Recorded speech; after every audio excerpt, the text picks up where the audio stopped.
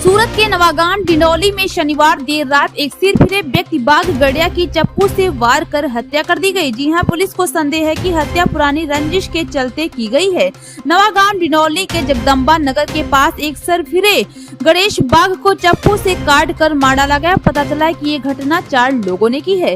हत्यारे की गणेश बाघ के किसी बात पर बातचीत हुई थी, तभी अचानक 4 लोगों ने गणेश पर चाकू, रैम्बो जैसे हथियारों से हमला कर दिया। सिरफिरे गणेश बाघ को चप्पू से मारा गया और उसकी मौके पर ही मौत हो गई। घटना के बाद डिंडौली पुलिस मौके पर पहुंची। उधर पुलिस ने हत्या के शंकमंद आरोपी सुका समेत 4 लोगों की तलाश शुरू कर दी है।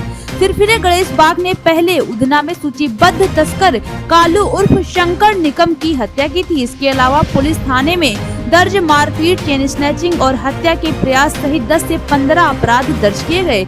इसके अलावा गड़िया के ऊपर पासा के तहत भी 2 बार कार्रवाई की गई है। आज रोज डिंडोली पोलीस स्टेशन विस्तार में जगदम्बा नगर सोसायटी में हत्यानो एक बनाव बन्यो छे।